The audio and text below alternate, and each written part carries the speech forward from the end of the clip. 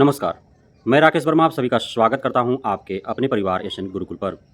बिहार के वर्तमान अपर मुख्य सचिव डॉक्टर एस सिद्धार्थ को यह पता लग चुका है, उन्होंने इसे गंभीरतापूर्वक लिया भी है कि बिहार के शिक्षा में सुधार न हो पाने, शैक्षणिक व्यवस्था, शैक्षणिक संस्थानों अर्थात सरकारी विद्यालयों का सुदृढ़ीकरण न हो पाने, शिक्षक-शिक्षिकाओं का नियमित व समयबद्ध न हो पाने का मुख्य कारण है शिक्षा विभाग के प्रखंड स्तरीय, जिला स्तरीय कार्यालयों के अधिकारी कर्मचारी का लापरवाही, उनके द्वारा बरते जा रहे अनियमितता और गड़बड़ियाँ, साथ ही शिक्षक-शिक्षिकाओं के ऊपर अनैतिक रूप से, अनर्गल तरीके से उनका व्यवहार।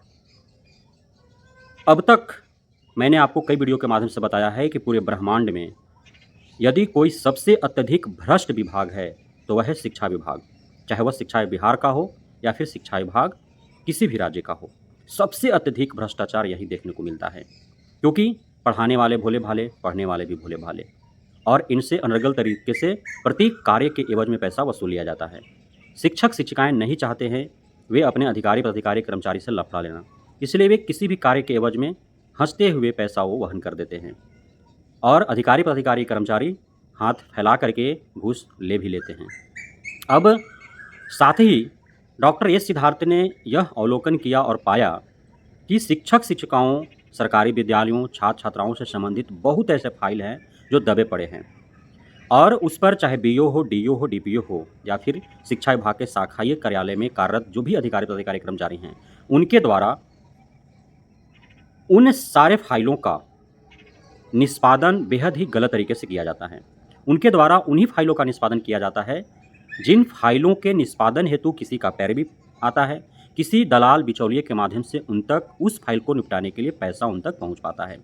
क्योंकि डॉक्टर एस सिद्धार्थ एवं शिक्षा विभाग के आला अधिकारियों ने साफ-साफ यह शाखायी कार्यालय के अधिकारी प्राधिकारियों को निर्देशित किया है कि यह पाया गया है कि जो फाइल महीनों से अटके पड़े थे, वो फाइल एकाएक निष्पादित हो जाते हैं। आखिर इसके पीछे का कारण क्या है? तो सीधी-सी निकल कर के आती है कि आपको उस फाइल के एवज में जो आपका डिमांड था वो पूर्ण हो गया, आपने एकाएक उस फाइल का निष्पादन कर दिया। अब उन्होंने सीधा इसको लेकर के सख्त निर्देश जारी कर दिया है कि कोई भी फाइल यदि आपके पास आता है, चाहे उसके लिए आपके पास पैरवी आए अथवा ना आए, उसके लिए आपको पैसा मिले अथवा ना मिले, फर्स्ट कम फर्स्ट आउट के तर्ज पर आपको उसको निष्पादित कर देना होगा। किसी प्रकार से किसी भी शिक्षक-शिक्षिका, छात्र-छात्राएँ, उनके परिजनों से किसी भी फाइल के एवज में किसी प्रकार का घूस, कमीशन नहीं लेना होगा। साथ ही शिक्षा विभाग ने साफ-साफ शिक्षक-शिक्षिकाओं को भी निर्देशित कर दिया है कि कोई भी शिक्षक-शिक्षिका बेमतलब यदि डीओ, डीपीओ कार्यालय में देखे गए, तो उनको सीधा कार्रवाई किया जाएगा। कोई माफ़ीनामा नहीं, कोई स्पष्टीकरण नहीं। क्योंकि अब जो शिकायत एवं उसका निवारण हेतु जो योजना शिक्षा विभाग के द्वारा तैयार किया गया है, उसमें साफ-साफ सभी शिक्षक-शिक्षिकाओं, प्रधानाध्यापकों, सभी बीओ, डीओ, डीपीओ को निर्देशित कर दिया गया है कि चाहे विद्यालय से संबंधित कोई भी कागजात हो, कोई भी शिकवा शिकायत हो, कोई भी फाइल हो, वह डायरेक्ट कोई भी शिक्षक-शिक्षिका या प्रधानाध्यापक डीओ, डीपीओ कार्यालय में लेकर के नहीं आएगा। बीओ के पास वह फाइल जाएगा। बीओ बाज़ाब्ते रजिस्टर मेंटेन करेगा कि किस शिक्षक, किस शिक्षिका का है, किस विद्यालय, किस प्रधानाध्यापक का है या फिर अन्य विद्यालय से संबंधित कोई भी कागजात है, वह किस पद पर है और कब यह फाइल प्राप्त हुआ है, साथ ही किस शिकायत किससे जुड़ा हुआ है, उसको शॉर्ट में वर्णित करना है और वह फाइल कब फॉरवर्ड किया गया डीओ, डीपीओ कार्यालय में।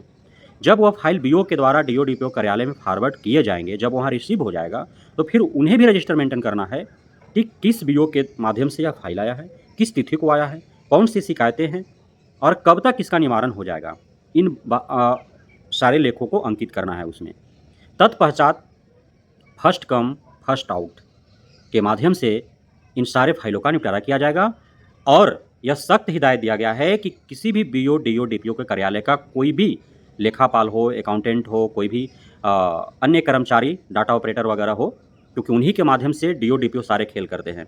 साथ ही चूँकि डीओ, डीपीओ तो फाइल निपटाते नहीं हैं, उनको सिर्फ सिग्नेचर करने से मतलब होता है। सारे फाइलों का अवलोकन कौन करते हैं? वो अकाउंटेंट होते हैं, डाटा ऑपरेटर होते हैं, अन्य कर्मचारी जो होते हैं। अब वे क्या करते हैं कि किसी प्रकार जिस शिक्षक, शिक्षिका, प्रधानाध्यापक जिससे विद्यालय से संबंधित वो फाइल होता है, कहीं न कहीं उसे संपर्क साधने का प्रयास करते हैं। संपर्क साध करके और उससे डिमांड करते हैं। सख्त हिदायत दिया गया है कि कोई भी कार्यालय का कर्मचारी शिकायतकर्ता से बात नहीं करेगा, चाहे वो फ़ोन के माध्यम से हो या अन्य किसी माध्यम से उससे संपर्क नहीं करेगा। फाइल चाहे जिसका भी हो, आपको नहीं पता करना है कि किसका है। नहीं आपके पास पैरवी जाएगा और नहीं उसके एवज में घूस आपको मिलेगा। विशेष परिस्थिति में डीओ, डीपीओ या बीओ ही शिकायतकर्ता से बात कर सकते हैं, उससे संपर्क साध सकते हैं और डीओ, डीपीओ के द्वारा बुलाए जाने पर ही शिक्षक, शिक्षिका, प्रधानाध्यापक डीओ, डीपीओ कार्यालय जाएंगे, अन्यथा अनर्गल यदि वहाँ पाए गए कोई भी शिक्षक, शिक्षिका, प्रधानाध्यापक विद्यालय समावधि के अंतर्गत तो उन पर सीधा कार्रवाई हो जाएगी। यह सख्त निर्देश है और यह होना भी चाहिए था, क्योंकि शिक्षक, शिक्षिका, प्रधानाध्यापक एवं अन्य शिक्षा जगत से जुड़े हुए जो निचले तबके के कर्मी हैं, उनसे कहीं न कहीं गलत तरीके से पैसा वसूली किया जाता रहा है आज तक। इसमें छुट्टी को लेकर के, अब मातृत्व अवकाश को लेकर के जा रहे हैं जब महिलाएँ, तो उनसे उसके एवज में पैसा मांगा जा रहा है। जब कोई आकस्मिक अवकाश, विशेषावकाश के लिए जाता है, उससे पैसा मांगा जाता है। कोई भी समस्याएँ होती है, किसी का पेमेंट फँसा हुआ, किसी का पेंशन फँसा हुआ है, अन्य कुछ डॉक्यूमेंट्स अपडेट करने हैं। अब यहाँ तक कि किसी शिक्षक, शिक्षिका की मृत्यु हो गई है, अब जब अनुकंपा पर बहाली होना है उनके किसी परिजन को, तो उसके एवज में भी लाखों रुपए घूस मांगे जाते हैं, हज़ारों रुपए नहीं, लाखों रुपए घूस मांगे जाते हैं। फाइल जो है वर्षों-वर्षों तक दबे रहते हैं, वो फाइल आगे बढ़ नहीं पाता है। अब सोशल मीडिया का ज़माना हो गया, साथ ही डिजिटल तरीके से सारे चीज़ हैंडल हो रहे हैं। व्हाट्सएप नंबर जारी किया गया है, टोल फ्री नंबर जारी किया गया है, तो अब शिकायत बीओ, डीओ की अपेक्षा अब डायरेक्ट विभाग के टेक्निकल टीम के पास, विभाग के जो कंट्रोल टीम है उसके पास चला जा रहा है। तो डॉक्टर एस सिद्धार्थ एवं अन्य अधिकारी जो है सख्त हो गए कि आखिर हो क्या रहा है। डीओ, डीपीओ निष्पादित ही नहीं कर रहा है, किसी समस्या का निदान ही नहीं कर रहा है, इसलिए डायरेक्ट शिकायत यहाँ पहुँच रही है। उसके बाद से ये सख्ती बरती गई है। अब पेमेंट को लेकर के भी सख्त हिदायत दिया गया है सभी डीपीओ को, चाहे वो डीपीओ स्थापना हो, एसएस हो, एसएसए के माध्यम से नियोजित शिक्षकों का जाता है ना, तो सभी डीपीओ को सख्त हिदायत दिया गया है कि यदि आपके मद में पैसा है और यदि शिक्षक, शिक्षिकाओं को अकाउंट में ससमय नहीं क्रेडिट होता है, तो इसकी जवाबदेही, जिम्मेदारी आपकी है।